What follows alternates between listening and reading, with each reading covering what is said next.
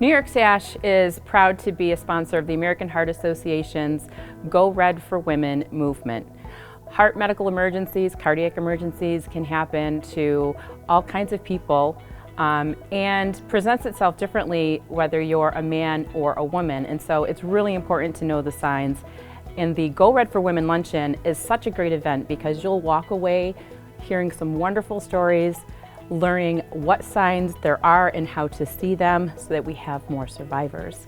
And speaking of survivors, joined with me today is the guest speaker for this year's Go Red for Women Luncheon, Stephanie Hammonds. Hi, Stephanie. Hi, Jill. Thank you for having me today. Thank you. I was so excited to be asked to be part of the Go Red for Women campaign. Heart disease of many kinds is very close to my heart and my family's. My father actually had 2 triple bypasses in his lifetime. Thank God he came through both. And as was never expected to happen to me, I am a survivor of open heart surgery, but kind of a different type. Not one that we usually talk about. It's a congenital defect. I had an aortic aneurysm repair.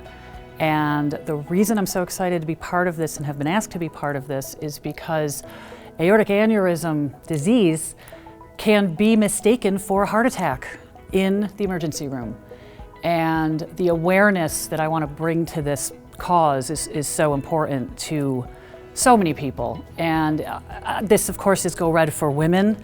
We want to make awareness that is a different type of symptoms for heart attack symptoms due to the high cholesterol and coronary artery disease that we're also familiar with. But again, what I have is can be mistaken for those things. It's important to talk about awareness of all kinds of heart disease, whether it was brought on by inherited through high cholesterol in your family or damage to your heart. There are also these congenital aspects that affect different parts of your heart. And that is what led me to be here today, thank God. When I was a child, I was inadvertently diagnosed with nothing more than a heart murmur. But that led us to watch things and to pay attention. And I have a wonderful mother named Gina, who was very, very instrumental in my care. And she really paid attention through the years. And as I got older and continued to progress and have strange symptoms, cardiac symptoms, short of breath, pain in my arm, intolerance to exercise, my mother came across a very interesting article on an Olympic volleyball player named Flo Hyman. Some of you remembering back in 1986, the volleyball team of the US won the gold.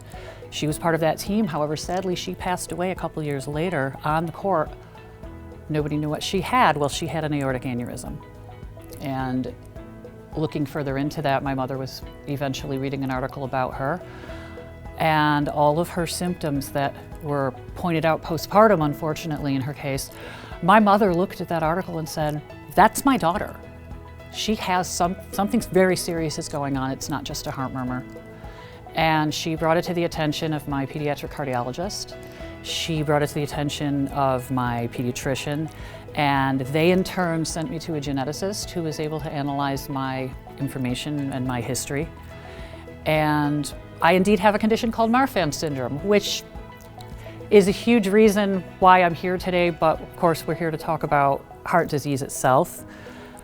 Marfan syndrome does affect the heart and many other aspects of the body, but for me the most important part of that was the aortic aneurysm. And we continued to watch it. We continued to watch that aneurysm grow for another 11 years. And by the time I was about 31, it had grown to the point where I needed to have open heart surgery. And it was an urgent matter.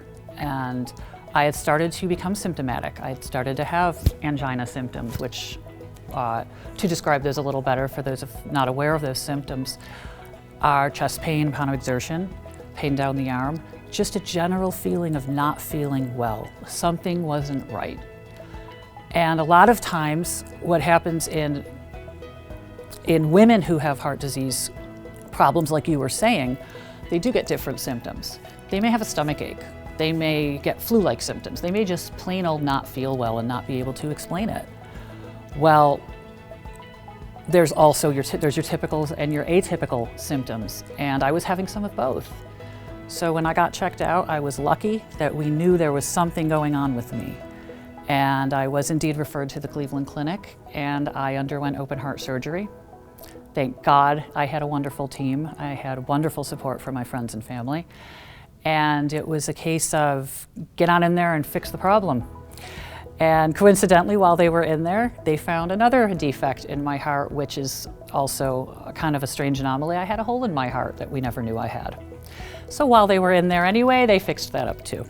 So it's really amazing that your mom was so diligent in knowing the symptoms and being aware of what to look for. And my story is similar in that I was in a Go Red for Women Luncheon years and years and years ago and learned about how symptoms can present differently for women versus men. And just this year in December, we were at an event and my mom was suddenly not feeling well. And her symptoms were not the typical symptoms for stroke or heart attack.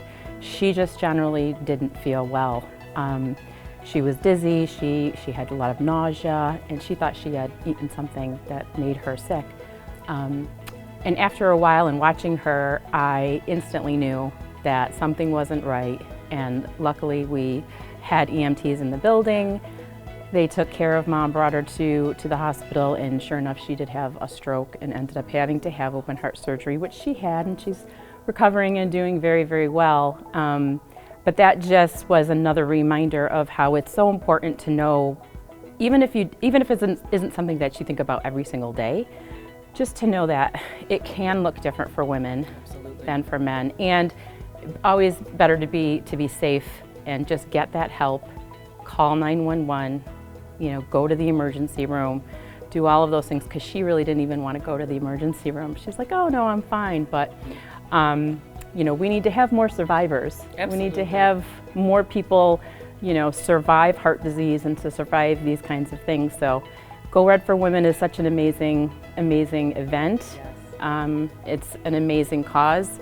And so it's a great time to come and learn all about what to look for and to hear more stories like these. So to support this great cause and to join us for the Go Red for Women Luncheon, it is on May 2nd right here at the Delta Marriott in Utica.